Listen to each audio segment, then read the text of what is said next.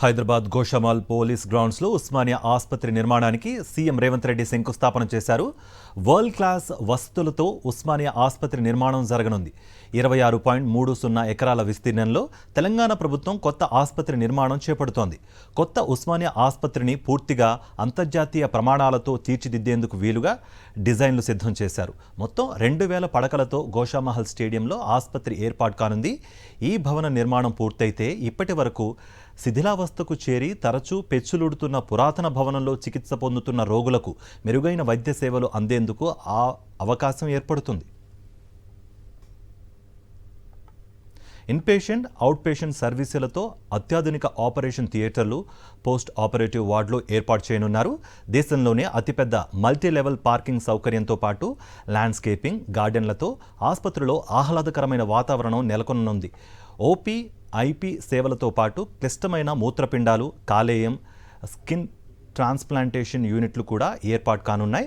అంతర్జాతీయ ప్రమాణాలతో కూడిన మార్చురీ, ఒకే గొడుగు కిందకు అన్ని రకాల వైద్య పరీక్షలు నిర్వహించేలా అత్యాధునిక డయాగ్నోస్టిక్ సెంటర్ ఏర్పాటు కానుంది. ఏకకాలంలో 3000 నుంచి 5,000 మంది ఒకే చోట కూర్చునే సామర్థ్యంతో కూడిన వెయిటింగ్ హాల్, నర్సింగ్, ఫిజియోథెరపీ, దంత వైద్య కళాశాల కూడా ఇదే ఆవరణలో ఏర్పాటు చేయనున్నారు. మెడికల్ స్టూడెంట్స్ కోసం ప్రత్యేక వసతి గృహంతో పాటు రోగుల సహాయకులకు ఉచిత భోజనం సరఫరా చేసే ధర్మశాల కూడా ఇక్కడ ఏర్పాటు కానుంది. Fire station, police outpost, faculty residency సహా బాయ్స్, బాలికల హాస్టళ్లు అందుబాటులోకి రానున్నాయి.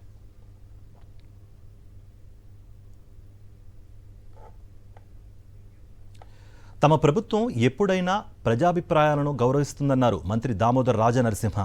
ఉస్మానియా ఆసుపత్రికి కొత్త భవనం నిర్మించాలనేది 30 ఏళ్ల నుంచి ఉన్న కోరిక అని చెప్పుకొచ్చారు.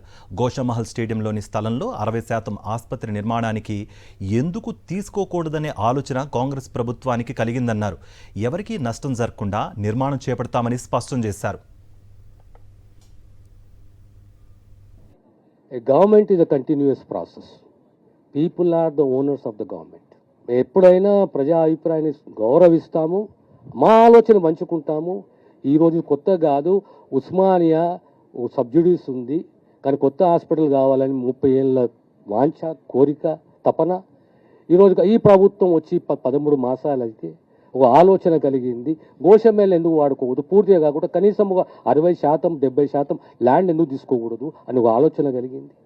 కొత్త ఆలోచన కాదు, గత 6-8 మాసాల నుంచి ఈ ఆలోచన పేపర్లు కూడా వార్తలు this not a new decision.